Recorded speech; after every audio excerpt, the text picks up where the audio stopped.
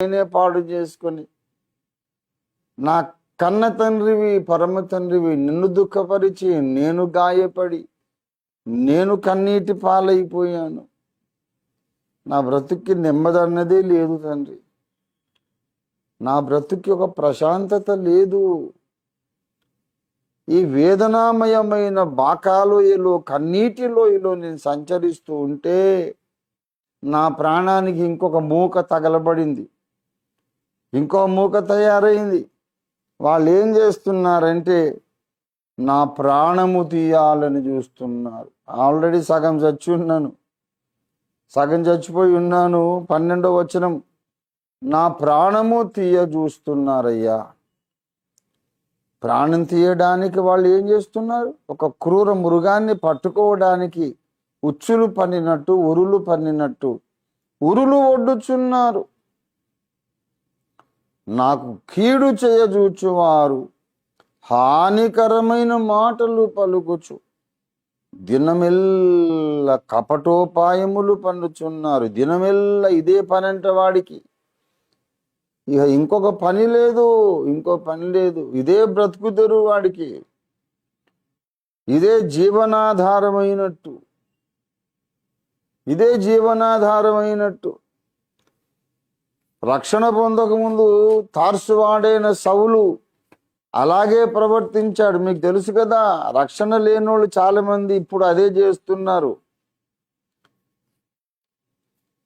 సౌలు ఎలా ప్రవర్తించాడో కొంచెం ఒక్కసారి మనం చూద్దాము. దేవుని బిడ్డలారా, 9వ వచనం, అపొస్తలుల కార్యాలు 9వ అధ్యాయం, అపొస్తలుల కార్యాలు 9వ అధ్యాయం 1వ వచనం. Acts of Apostles 9th chapter 1st verse. సౌలు ఇంకను ప్రభువు యొక్క శిష్యులను బెదిరించుటయును హత్య చేయుటయును తనకు ప్రాణాధారమైనట్టు అట. ప్రాణాధారమైనట్టు అంటే ఏంటంటే ఇదే జీవనాధారమైనట్టుగా, అంటే ఇదే పని, ఇంకో పని లేదు. ప్రభు శిష్యులను బెదిరించాలి, హత్య చేయాలి, పాడు చేయాలి, హింసించాలి. ఇంకా ఇదే ఆయనకు జీవనోపాధి. జీవనోపాధి అంటే దానివల్ల బ్రతికేస్తున్నాడని కాదు, అయినట్టు అన్నాడు. జీవనోపాధి అయినట్టు, జీవనాధారం అయినట్టు, as if this is his livelihood itself. Persecuting gods people itself is his livelihood అన్నట్టుగా. ఇంకా పొద్దున్న లేస్తాడు, పళ్ళు తోముకుంటాడు, పనులు చేసుకొని కాలకృత్యాలు అయిపోయినాక ఊరి మీద పడతాడు. ఇక 2 పని లేదు. ఎక్కడున్నారా క్రైస్తవులు? వాళ్ళు పట్టండిరా, కొట్టండిరా. అలాంటి వాళ్ళు ఇప్పుడు మన దేశంలో చాలా మంది తగలబడ్డారు. చాలా మంది వాళ్ళు 2 పని లేదు, దేవుని బిడ్డలను వేధించాలి, బాధించాలి, కొట్టాలి, తిట్టాలి, హింసించాలి, రకరకాలుగా బాధ పెట్టాలి. ఇదే వాళ్ళకు బ్రతుకు తెరువైనట్లుగా అలా చేస్తున్న వాళ్ళు చాలా మంది ఉన్నారు. ఒకవైపు ఏమో భక్తుడు దేవుని సన్నిధిలో ఏడుస్తున్నారు, దేవా నీకు తగిన పరిశుద్ధత నాలో లేదు, నీవు కోరినంత పరిశుద్ధత నాలో లేదు, నీ న్యాయపీఠం ముందు నిలబడగలిగినంత పరిశుద్ధత నాలో లేదు, పరలోకంలో నీ ద్వారా బల అనిపించుకొనవలసినంత స్థాయి నా ఆధ్యాత్మిక జీవితంలో లేదు, అంత లెవెల్లో నేను లేనయ్యా. బైబిల్లోని భక్తులను చూస్తున్నా, ఏలియాను చూస్తున్నా, మోషేను చూస్తున్నా, ఎలీషాను చూస్తున్నా, పౌలును చూస్తున్నా. అంత లెవెల్ నాకు లేదు తండ్రి. అయ్యా నన్ను క్షమించమని ఏడుస్తున్నాడు భక్తుడు. పైపెచ్చు వీడొకడు తయారయ్యాడు, ప్రాణము తీయ చూస్తున్నాడట, ఉరులు ఒడ్డుచున్నారట వాళ్ళు. దినమెల్లా కపటోపాయములు పన్నుచున్నారు. చెవిటివాడనైనట్లు నేను వినక ఉన్నాను. అయినా సరే వాళ్ళు నా వెంటబడడం మానలేదు. చూసారా 17వ వచనం, నేను పడబోవున్నట్లున్నాను, నా మనోదుఖము నన్ను ఎన్నడూనూ విడువదు. నా పాపమును గూర్చి విచారపడుచున్నాను. నిజమే, దేవుని ఎదుట నేను పరిశుద్ధుణ్ణి కాను. నా లోపాలు నాలో ఉన్నాయి. నా లోపము, నా పాపము ఏంటో నాకు తెలుసు. నేను దాన్ని దాచుకోవట్లేదు, సమర్థించుకోవట్లేదు, నన్ను నేను జస్టిఫై చేసుకోవట్లేదు, నా అంత పరిశుద్ధుడు లేడని చెప్పట్లేదు. నేను కూడా విచారపడుతున్నా. I'm feeling sorry for my sins and faults and imperfections. అపరిపక్వతలను గూర్చి నేను విచారపడుతున్నా. అయినా నా శత్రువులు ఉన్నారు. వాళ్ళకి సంబంధం లేని విషయం ఇది. వాళ్ళకి సంబంధం లేని విషయం. నా శత్రువులు ఏం చేస్తున్నారంటే 19వ వచనం చూడండి, 38వ కీర్తన 19వ వచనం. నా శత్రువులు నిర్హేతుకముగా నన్ను ద్వేషించువారు అనేకులు. ఏమండి, దావీదును ద్వేషించేవారు నిర్హేతుకముగా ద్వేషిస్తున్నారు. జస్ట్ విదౌట్ ఎనీ రీజన్ అంటున్నాడు. ఏంటి సెల్ఫ్ కాంట్రడిక్షన్ ఇది? నాలో పాపమున్నది, దోషమున్నది, మూర్ఖత ఉన్నది, నా బ్రతుకే గాయపడింది, దుర్వాసన కొడుతోంది అని ఆయనే ఒప్పుకుంటున్నాడు కదా. ఆయన ఎవరైనా ద్వేషిస్తే అది నిర్హేతుకం ఎలాగవుతుంది అన్నది వాళ్ళ పాయింట్. ఇన్ని పాపములు, లోపములు, మూర్ఖత, బ్రతుకును తన్ను తానే గాయపరుచుకున్న అనుభవం, ఇవన్నీ ఉన్నటువంటి ఒక వ్యక్తిని మనం ద్వేషించామనుకోండి, ఇంకెవరైనా ద్వేషించారనుకోండి, అది నిర్హేతుకం ఎలాగవుతుందని నా ప్రశ్న. నిర్హేతుకం ఏంటి? సహేతుకమే కదా. చాలా పాపాలు దావీదులో ఉన్నాయి కాబట్టి వీళ్ళు ద్వేషిస్తున్నారు. చాలా దోషములు ఉన్నాయి కనుక వీళ్ళు ద్వేషిస్తున్నారు. చాలా మూర్ఖత ఉంది కనుక వీళ్ళు ద్వేషిస్తున్నారు. సహేతుకమే కదా. అతని బ్రతికే అతను గాయపరుచుకున్నాడు, పచ్చి పుండ్లు అయిపోయినాయి కనుక వీళ్ళు ద్వేషిస్తున్నారు. ఆ పుండ్లు బ్రతుకులో నుండి దుర్వాసన కొడుతున్నాయి కనుక వీళ్ళు ద్వేషిస్తున్నారు. సహేతుకమే కదా, నిర్హేతుకం ఎలాగవుతుంది? అంటే అసలు విషయం ఏంటంటే, దావీదు చేసిన దోషములు కానీ, పాపములు కానీ, మూర్ఖత కానీ, ఈ ద్వేషిస్తూ ఉన్న వాళ్లకు ఎటువంటి సంబంధము లేని విషయాలు.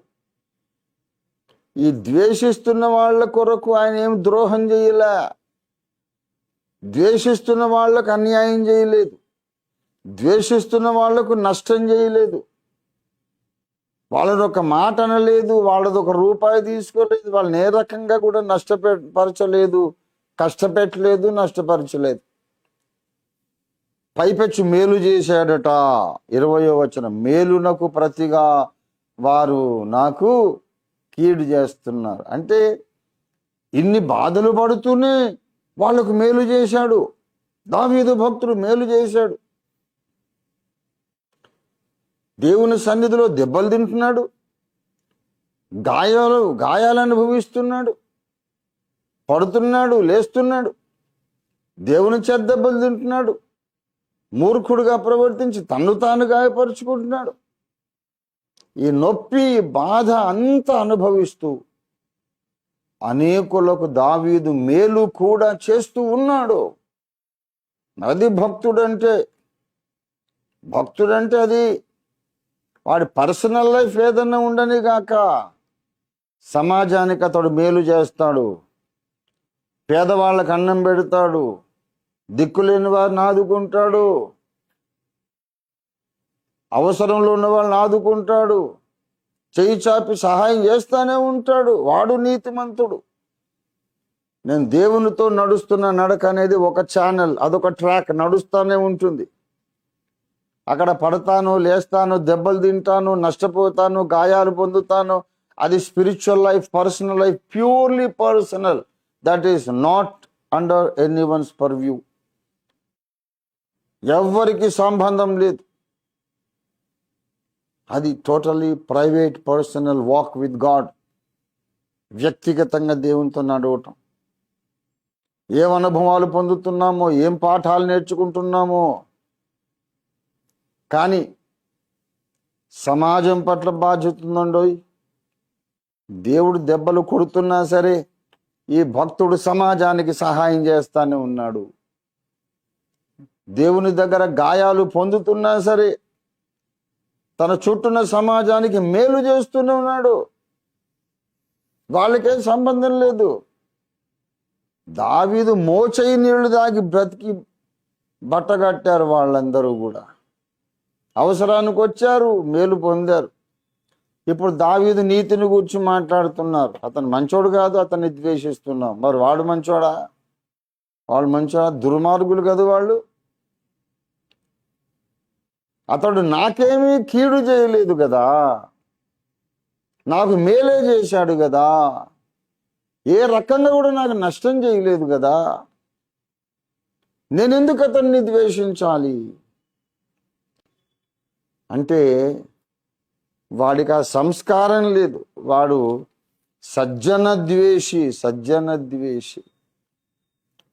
మంచి వాళ్లను ద్వేషించే వాళ్ళు ఉంటారు. అంచె మంచివాడైతే వాడిని ద్వేషిస్తారు. వాడి పర్సనల్ లైఫ్ చూసి వీడంట వాడు అలాగెందుకు ఉండాలి అంట. వాడు అలాగెందుకు ఉండేది నీకెందుకురా? వాడి పర్సనల్ లైఫ్ ఎందుకు ద్వేషిస్తున్నావు? నీకు నష్టం లేదు కదా, నువ్వెందుకు ద్వేషిస్తున్నావు? నువ్వు లాభమే పొందేవు కదా, నువ్వెందుకు ద్వేషిస్తున్నావు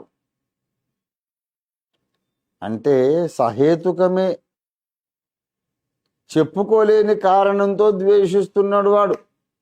సహేతుకమేనండి, నిర్హేతుకముగా ద్వేషిస్తున్నారు వాళ్ళు అని కనబడుతోంది. కానీ ఒక హేతు అయితే ఉంది. మొత్తం కారణం లేకపోవడమే లేదు, ఒక కారణమైతే ఉంది. నేను ఉత్తమమైన దానిని అనుసరించుచున్నాను కాబట్టి వారు ద్వేషిస్తున్నారు. ఇన్ని దెబ్బలు తింటూ, గాయాలు పొందుతూ, ఇంత మనోవేదన అనుభవిస్తూ నేను ఇంకా ఏం చేస్తున్నానంటే ఉత్తమమైన దానిని అనుసరిస్తున్నాను. అది వాళ్ళకు చిర్రెత్తుకొచ్చింది. నువ్వు బాగానే దెబ్బలు తిని, బాధలు పొంది, గాయాలు పొంది నువ్వు మా పనికి మాలోళ్ళ గుంపులో ఎందుకు కలిసిపోలేదు? ఉత్తమము కాని దాని కొరకు ఎందుకు పరిగెత్తడం లేదు? ఉత్తమమైన దాన్ని నువ్వు ఎందుకు విడిచిపెట్టడం లేదు? ఈ గాయాలన్నీ పొందినప్పుడు దావీదు ఈ గాయాలన్నీ పొందినప్పుడు నువ్వు ఉత్తమమైన దాన్ని వదిలేస్తావని మేము ఆశించాం. కానీ ఎన్ని గాయాలైనా పొందావు, కానీ ఉత్తమమైన దాన్ని నువ్వు గట్టిగా పట్టుకున్నావు, వదలకుండా. అది మాకు గాయం కలిగించిందంటారు ఆ దుర్మార్గులు. ఆ దుర్మార్గుల యొక్క అంతరంగ వాణి అది నేను చెప్పింది. చాలా గాయపడ్డాడు, అయిపోయిందిరా, ఆ మార్గం వదిలేస్తాడు. చాలా గాయపడ్డాడు రా, ఇంకా ఆ సేవ వదిలేస్తాడు. చాలా గాయపడ్డాడు రా, ఆ సిద్ధాంత పోరాటం వదిలేస్తాడు. చాలా గాయపడ్డాడు, ఆ సత్యం కొరకైనటువంటి రోషాన్ని వదిలేస్తాడు అని అనుకున్నారు. కానీ ఎంత గాయపడ్డా దావీదు దేవుని సంకల్పమును అనుసరించిన సేవ తన తరము వారికి చేయడం మానలేదు. అందుకు వాళ్ళు భగ్గున మండిపడ్డారు అసూయ ద్వేషాలతో. ఏంటి ఇన్ని గాయాలు నీకు కలిగినా, నీ బ్రతుకే గాయపడ్డా, దేవుడే నీ మీద కోప్పడి గద్దించి నిన్ను శిక్షిస్తున్నా, ఇంకా నీవు దేవుని సంకల్ప ప్రకారమైన సేవ మానకుండా ఉంటావా? అయితే నీ అంతు చూస్తాం మేము అని సమాజములోని ఈ యొక్క దుష్ట శక్తులు, దుష్ట వ్యక్తులు ఒక ముఠాగట్టి దావీదు ప్రాణము తీయాలని చూశారు.